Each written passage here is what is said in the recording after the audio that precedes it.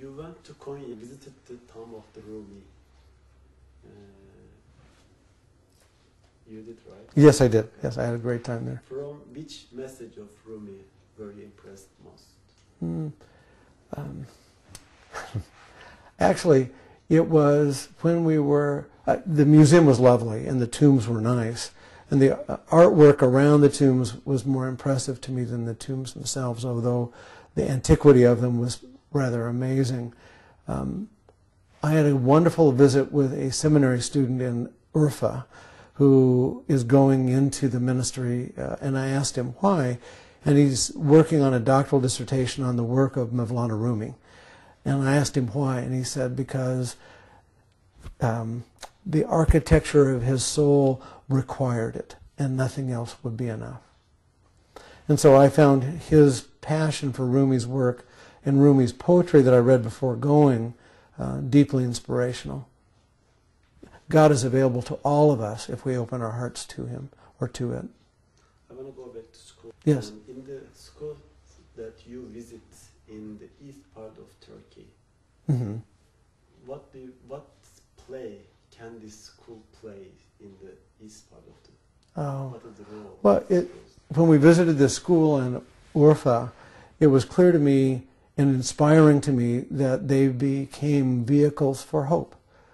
That if it hadn't been for the agricultural development, there wouldn't be the wealth, which brings some hope. But even more than that, in that area, the school was a place where young people who would not have futures of opportunity and possibility were being given chances to have much broader, larger lives because of the schools.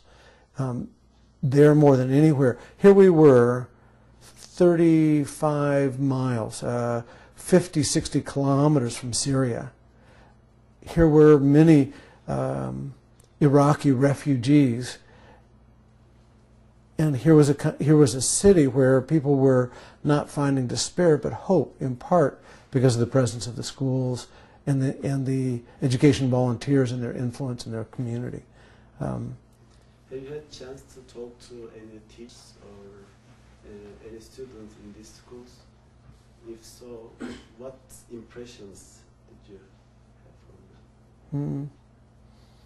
Well, I particularly enjoyed meeting the principal in the IID school in Urfa. His son was there. He had a lovely time hosting. He cared a great deal about his school and his students. But it wasn't just that school. It was every school we visited. The quality of the teachers, their attention to the students, their love of the work, taught the students to love each other, themselves, and education. And it doesn't surprise me as a result that the students leave the school but remain volunteers as a part of the network. Why? Why would they continue to give their time and their effort and their lives to building this network? Because they've learned the power of love and generosity from the teachers who taught them. And like in the east side of the Turkey, people are volunteer to educate and be teacher in the schools. And also in this, like in the poor countries, there are a lot of schools and people, some young people, like at the age of 20 or 22 or 23, they are volunteered to go to these poor countries and be teacher. Yep. And last week when we have conversation with İsmail Büyükçelebi that in the breakfast. Oh yes, yes. He gave an examples from a teacher that because of the lack of the vitamins, his son's nails got rotten.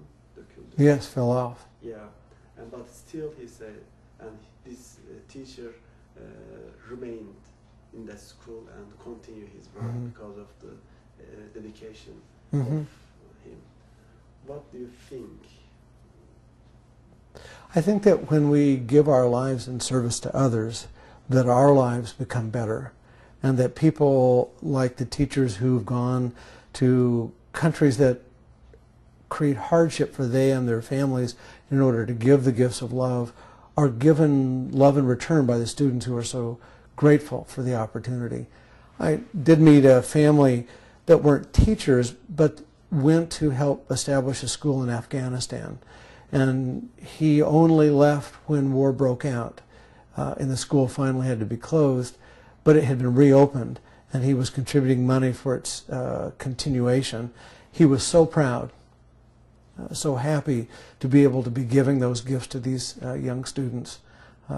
He was happier because he could give. It made a difference for him. This section is going about universal peace. What are the main reasons that cause prejudice across culture?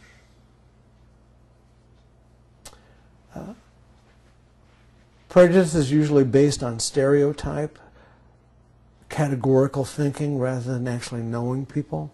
It's based on lack of relationship and fear.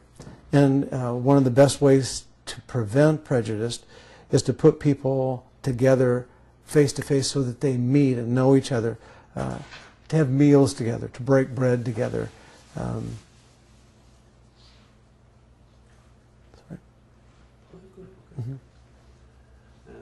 Did 9/11 affect your ideas, or what is 9/11 according to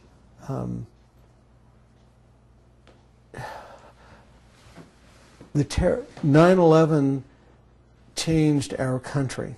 It didn't change my impression of people from Islamic countries. It changed my impression about my own country. Our overreaction to 9/11 is so extreme as to have taken us from being a country of hope and generosity in the world to being the world's bully. It's an embarrassment to me, and it is a tragedy for the world. What is the importance of dialogue attempts initiated by Fethullah Gulen in terms of humanity and universal rights? I always enjoy it when I have the opportunity to learn by experience. And the IID volunteers invited me to a dinner, interfaith dialogue dinner, and there were all kinds of people there.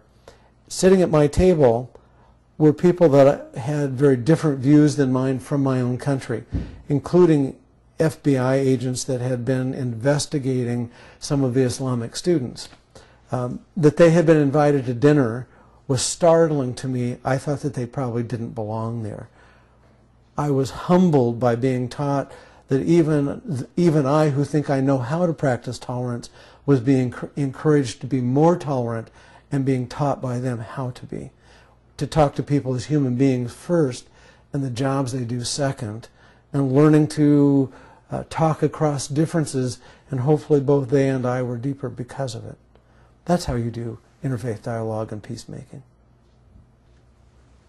What can you tell us about Gulen seeing all the dialogue attempts and education activities initiated by him?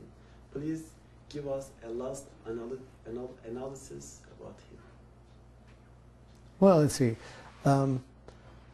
I don't know that a last analysis is possible because the work isn't done. The work is ongoing. What he has done is to accomplish already moving the world a little closer to peace. I used to think of the whole world had to be at peace for peace to happen, but peace can happen in individual places in the same way war can break out, peace can break out. And what I know is because of his work, peace is breaking out all over the world. Peace has already come. He's already succeeded. I'm not waiting for him to succeed. I'm just watching with joy the continuation of the work he's begun.